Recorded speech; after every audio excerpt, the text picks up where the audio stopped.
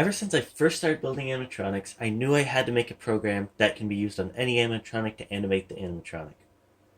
So when I first started making animatronics, I started a program that I just called the Animatronic Animator. And today I want to show off where that animator is today and how I'm going to change it in the future to make it better. So to demonstrate my animation program, I have Yabbit set up here. And one thing I thought that was super duper important for an animatronic animator is to be able to actually connect to the animatronic. So down here I have this little connect button, and don't worry about the color scheme, it's most definitely going to change. So down here I press the connect button, and I have capabilities to connect through TCP, which is a Wi-Fi protocol, so it can connect wirelessly over Wi-Fi, or a serial connection, and that's what an Arduino uses. So just connecting to the animatronic through serial, you see it says successfully connected. So now Yabbit here is connected to the animation program. So the first part of the animation program is actually defining what motions you want in your animatronic. So for this I'm just going to choose Edit Animatronic since I already have Yabbit created, and it's all just stored in text files. I could give it its own custom end, but it's not worth it. So every animatronic is defined with components, and if we look at the components in Yabbit, you can see each one is a little box here. So there's the head rotate, which of course is a servo, so that's a variable amount.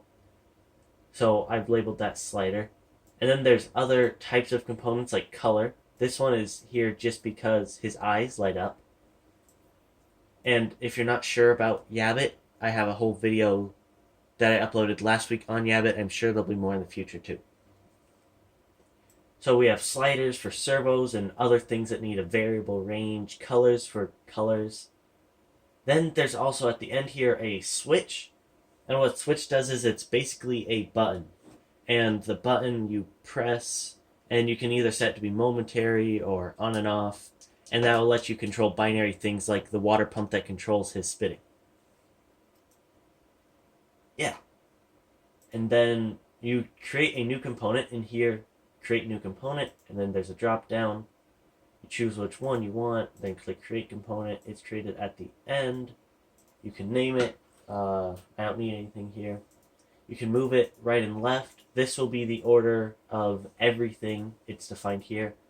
And since I don't want this, I can just click remove. Inside of these components, there's some values you need to change. So the actual range. This is the range of angles I want on the servo in this case. So the head rotate can go anywhere from 0 degrees to 180 degrees.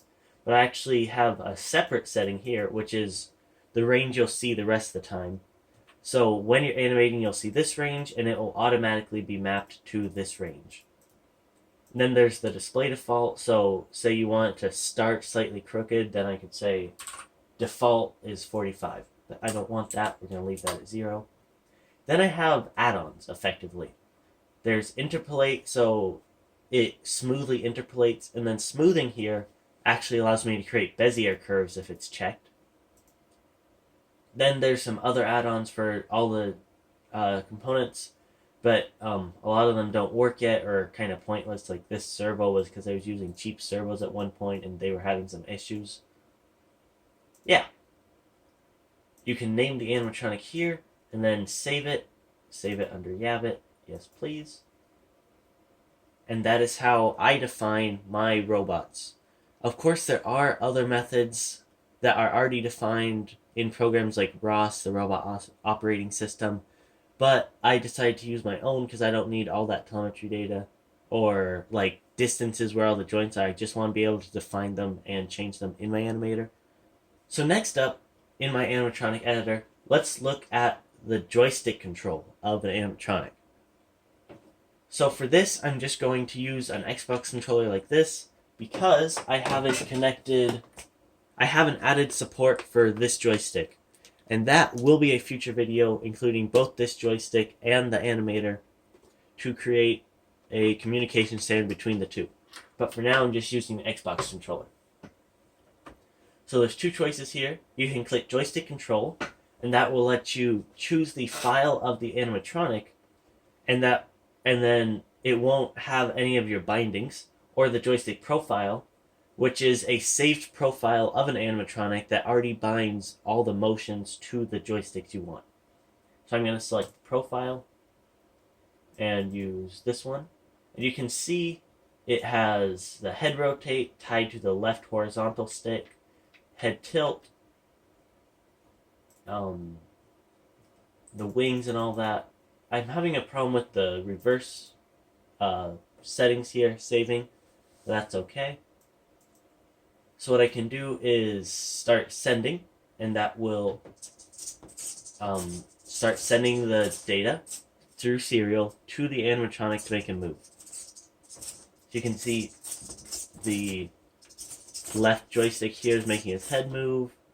The triggers are making his eyelids move, his ears move, and his wings all move.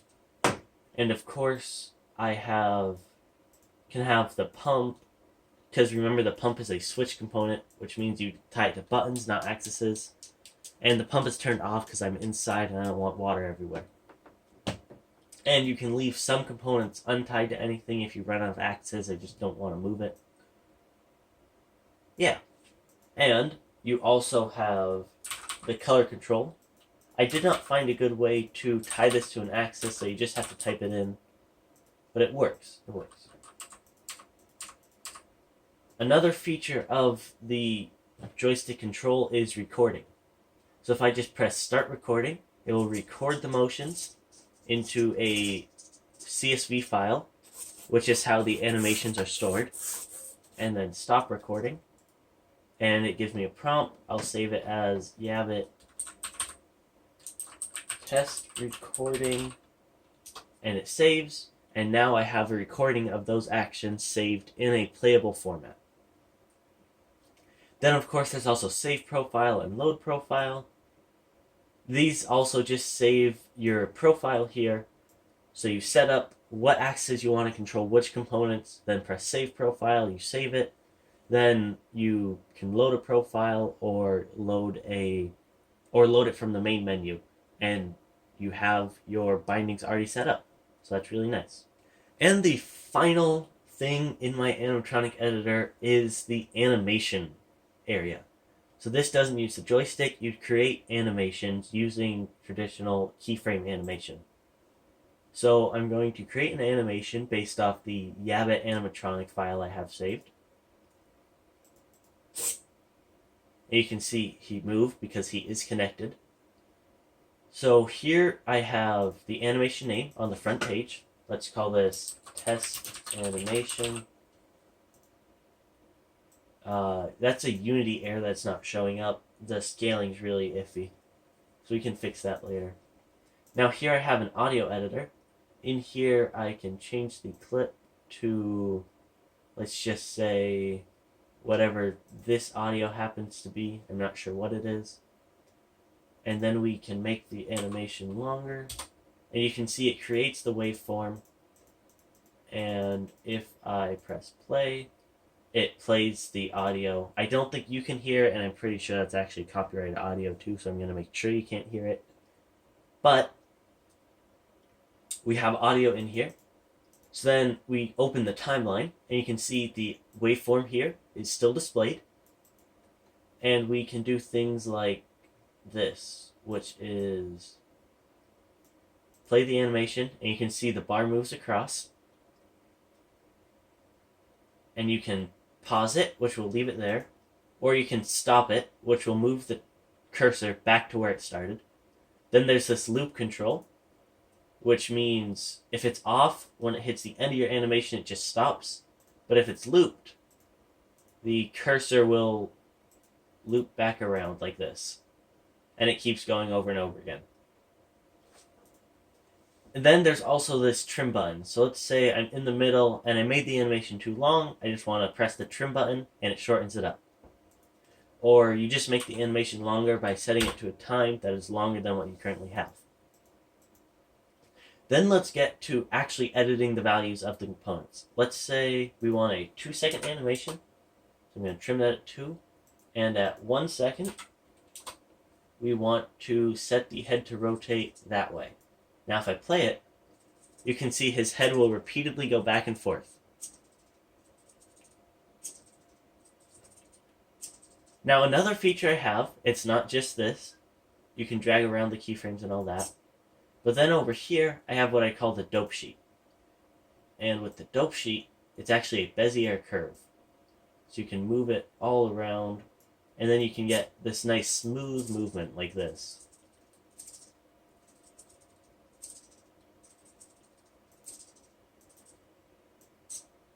And it appears something has gone slightly wrong with the keyframes here, but it's okay.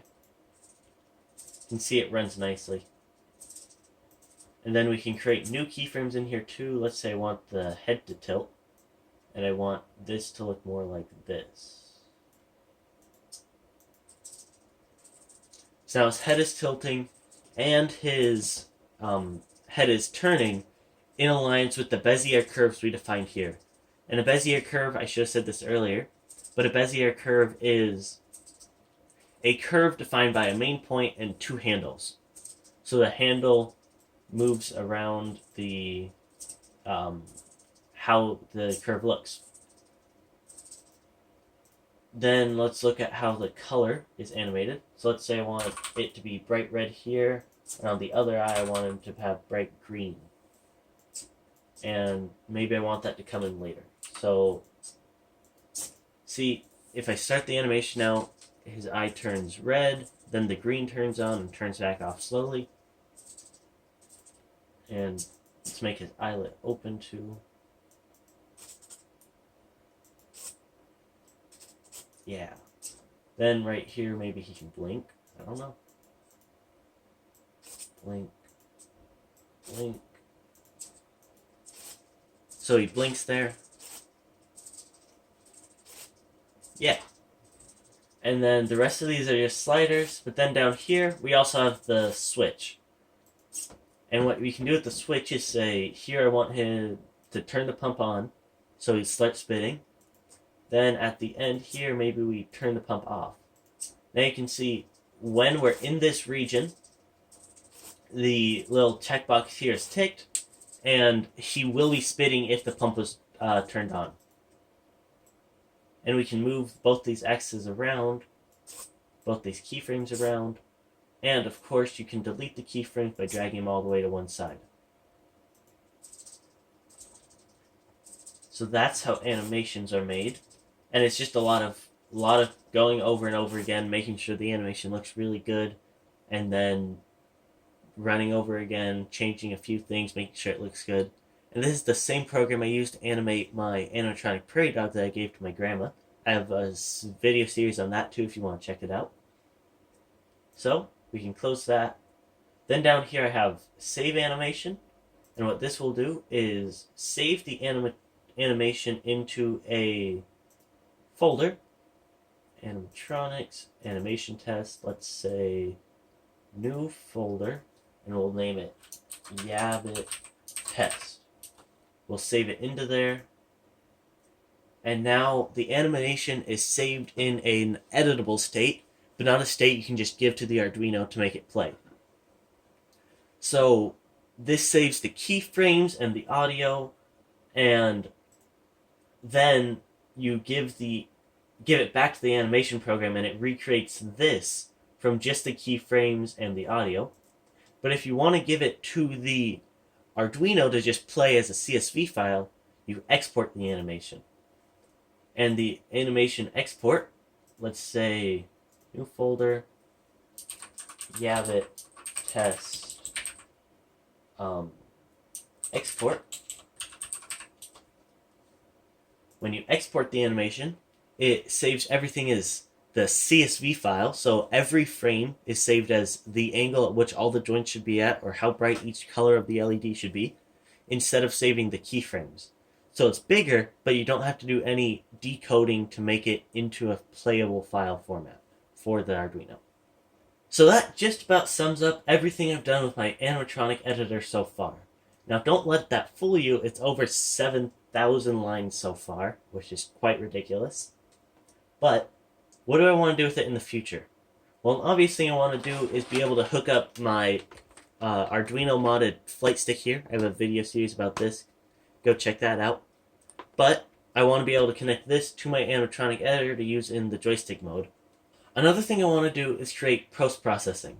And what post-processing is being able to slightly modify the values of the components through custom written code for every animatronic connected to the Animatronic Animator.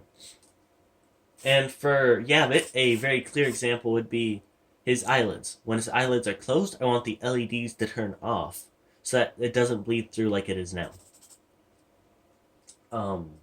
Yeah, and for other animations where I just want to say, maybe turn the eyes to the left and have the eyelids open 50%, that'll be a lot easier than trying to define the position for all 4 servos that need to turn to make that happen. One more thing I want to do that I think will be pretty cool with my animation editor is to use an Xbox Kinect for motion capture. So if I had a more humanoid animatronic, tie it to my actual motions using an Xbox Kinect to track me in real life, run that through the computer, do some processing on that, and then feed my joints to the actual humanoid robot joints. And that, I think, will be a very, very cool feature. So now we've looked at what I have now in the animatronic editor, what I want to do with it in the future, how I've made what I have so far. And with that, I'm going to end the video here. Make sure to subscribe to see where I use this on all my animatronics and what happens to it in the future. Hit the bell icon so you actually see those videos when they come up, and I'll see you next time.